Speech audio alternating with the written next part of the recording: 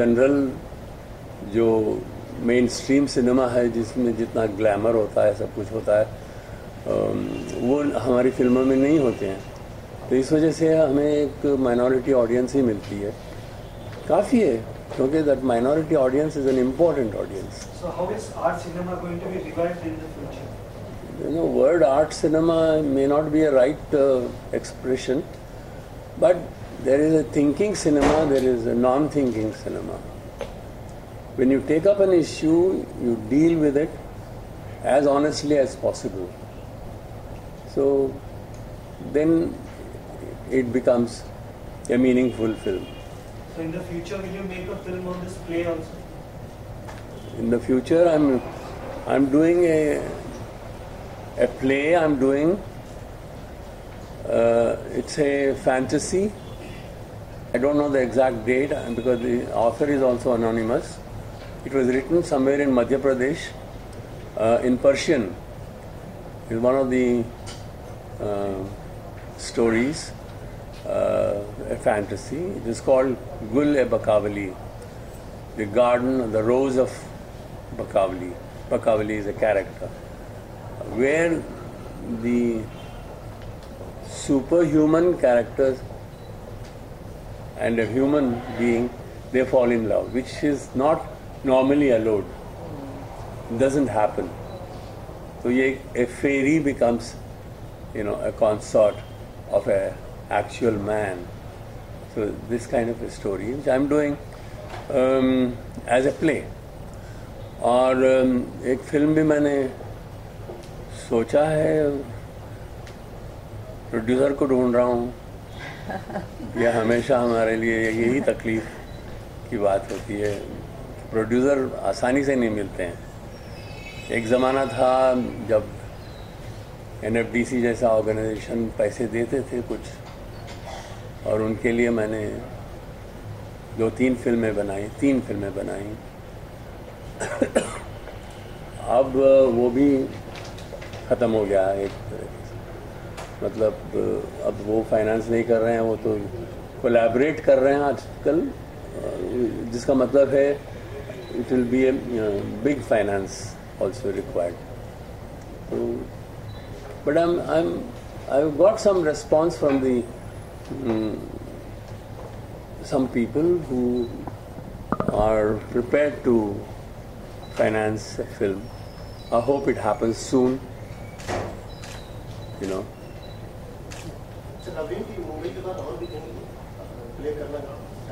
ये प्ले तो हम जहाँ तक हो सके हर जगह दिखाना चाहेंगे, क्योंकि अमृता प्रीतम कोई छोटी हस्ती नहीं थी।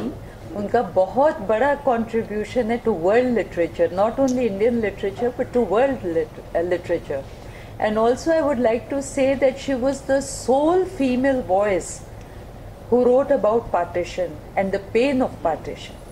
और जो उन्होंने लिखा है वो तो मेरा ख्याल I mean, nobody can write the way she wrote and experience the pain of partition and the way she stood up for women's rights.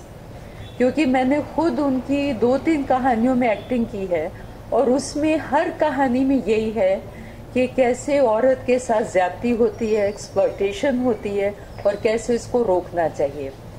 And about partition गुलजार साहब ने भी उनका रिकॉर्ड किया है आज आखा वारिशा में। अगर आप कहें तो मैं 2 पंक्तियां सुना देती हूँ आपके लिए। It is in Punjabi, I can translate it, but she writes, Waris Shah was a very big poet of 17th century and he wrote about He Ranjha. Everybody knows about the love story of He Ranjha, I presume. So she writes when she's traveling after partition from Delhi to Dehradun, तो वो train में लिखती हैं। Actually, before I recite these lines, I think I'll give you the background in her own words. बंटवारे के वक्त जो भी हुआ, उस जैसा खूनी कांड किसी की कल्पना में भी नहीं आ सकता। दुखों की कहानियाँ उम्र से लंबी थीं। मैंने लाशें देखी, लाशों जैसे लोग देखे। फिर एक दिन दिल्ली से देहरादून जाते वक्त मुझे वारिस शाह की पंक्तियाँ याद आईं। पला मोहित बिछड़े कौन मिले। मुझे लगा बारिश शाह कितने बड़े कवि थे जो हीर के दुख को इतनी गहराई तक महसूस कर सके। आज पंजाब की एक बेटी नहीं, लाखों लाखों बेटियां रो रही हैं। उनके दुखड़े कौन गाएगा। चलती हुई ट्रेन में कांपते हुए हाथ से मैंने लिखा, अजाखा वारिस शाह नू, अजाखा वारिस शाह नू, किते कबरां विचों बोल, ते अज किताबे इश्क दा कोई अगला वर्का फोल। एक रोई सी ती पंजाब दी, तू लिख लिख मारे वैन, अज लखां तियां रोंदियां तैनू वारिस शाह नू कहन। उठ दर्द मंदा दे दर्दिया, उठ तक अपना पंजाब, बेले लाशां बिछियां ते लहू दी परी चनाब, ते लहू दी परी Chenab. The river Chenab is filled with blood. लाशें ऐसे बिछी हुई हैं जैसे बेलें बिछती हैं। वारिस शाह अपनी कब्र से उठ और देख, आज एक पंजाब की बेटी हीर नहीं रो रही, आज पंजाब की लाखों लाखों बेटियां रो रही हैं। उनका दुख कौन गाएगा, कौन बताएगा? What are they suffering? So these lines have, and quite a few other poems have been recorded by Gulzar Saab in his own voice. He's a great fan of Amrita Pritam's, and Amrita ji, I think every moment that she lived, she was a reformist in her own right, and she was a woman of great likes and dislikes, very clear-headed, no confusion. And Imroz ji, I like once I said on the stage about Imroz ji कि अगर मैंने ज़िंदगी में कोई चलता फिरता ताजमहल देखा है तो वो इमरोज़ जी हैं। I have never ever in my entire life seen a man more in love with a woman, and he was about 10 years younger to her. But the way they got along, I remember once I had written sitting on her bed, I just penned 4 lines and I said ऐसे ही प्यार प्यार में मैं कहा अमृता जी इसका जवाब दो. So she wrote, my question was that you know you've been a flower for so long, but do you still gather into a bud when he touches you? So she said, touch me with your whole being. I don't remember exact lines, but I'll give you the meaning.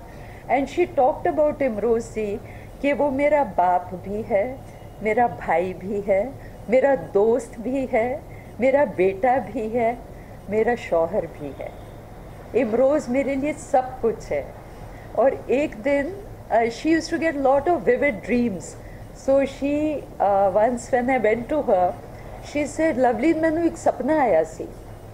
So then she started narrating that dream. And what was that dream? She says, मुझे भगवान ने कहा, अमृता ये ले, मैं तुझे pen देता हूँ और ये रहा तेरा कागज़, अब तू इस पे जो चाहे बना दे. So she used to believe a lot in astrology. तो उन्होंने एस्ट्रोलॉजिकल चार्ट बनाया जिसमें 12 घर होते हैं वैदिक एस्ट्रोलॉजी में, और हर घर में उन्होंने इमरोज़ इमरोज़ इमरोज़ इमरोज़ इमरोज़ का नाम डाल दिया. से मुझे और ज़िंदगी में कुछ नहीं चाहिए.